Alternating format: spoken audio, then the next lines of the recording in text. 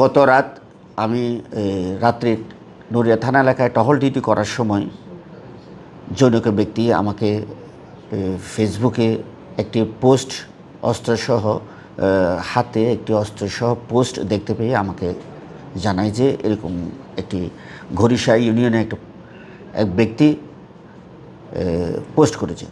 তাৎক্ষণিক আমি এই পোস্টটি বিষয়ে খোঁজখবর নিয়ে জানতে পারি যে এই ব্যক্তি ডিঙ্গামানিক কলারগাঁও এলাকার ব্যক্তি।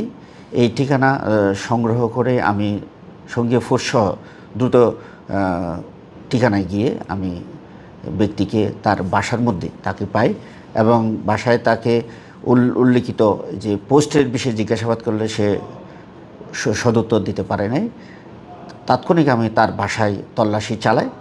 তল্লাশি চালানোর কালে আমি এক পর্যায়ে তার ঘরের মধ্যে তার শোকেসের উপরে পুরনো বই পুস্তকের সাথে একটি রিভলভার পাই। পরে রিভলভার পাইয়ে আমি রিভলভারটি চেক করে দেখলাম তার ভিতরে ড্রামের ভিতরে 3টি গুলি সহ পাওয়া যায়। পরবর্তীতে তল্লাশি করে তার ঘরের মধ্যে খাটের নিচে দেশীয় ধারালো অস্ত্র এবং মোবাইল এবং তার শোকেসের ভিতরে তার বিদেশি কতগুলো ইরাকি দিনার পাওয়া যায় প্রায় 109টির মতো। সবগুলো আমরা পার্শ্ববর্তী স্থানীয় লোকদের সম্মুখে জব্দ তালিকা মূলে জব্দ করে আমরা নিয়ে আসি।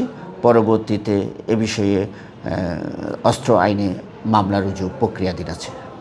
মাদক খাওয়ার এরকম কোনো বিষয়ে আমরা সংশ্লিষ্টতা বলতে তার ঘরের মধ্যে একটা বক্সের মধ্যে মাদক খাওয়ার যে সরঞ্জামাদি আছে, ফুয়েল এবং দেশলাই এ ধরনের কিছু আলামত পাওয়া যায়।